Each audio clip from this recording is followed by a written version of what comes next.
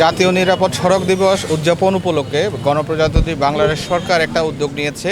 প্রতিটি সড়ক বিভাগের আওতায় বিআরটিএ এবং সড়ক বিভাগের যৌথ উদ্যোগে 100টা করে হেলমেট বিতরণ করা হবে মোটরসাইকেল ড্রাইভারদের জন্য। কারণ অতীতে দেখা গেছে যে বিগত কয়েক বছরে দেখা গেছে অধিকাংশ দুর্ঘটনা কিন্তু মোটরসাইকেলের মধ্যেই হচ্ছে।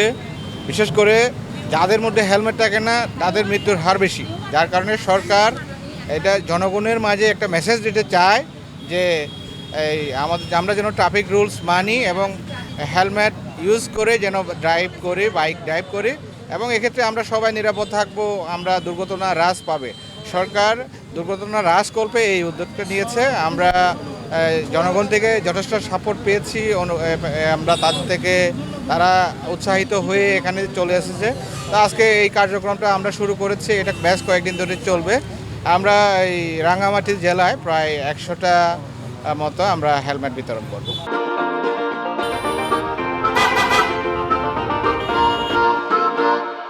যাদের বৈধ ড্রাইভিং লাইসেন্স আছে মোটরসাইকেলের এবং গাড়ির রেজিস্ট্রেশন সনদ আছে, তারাই এখানে আমাদেরকে বলা হয়েছে যে এটা একটা অ্যাওয়ারনেস প্রোগ্রাম, সচেতনতা প্রোগ্রাম।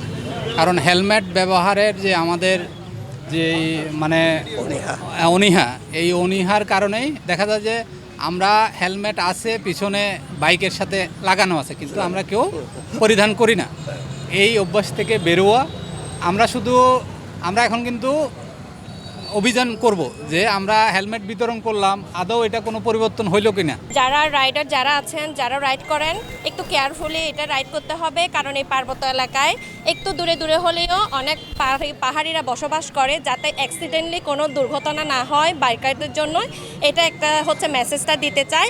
আর চাইবো সবাই যাতে নিজেদের নিরাপদ নিয়ে আর গাড়ি সেফলি চালায়, এটাই বলবো আর কি।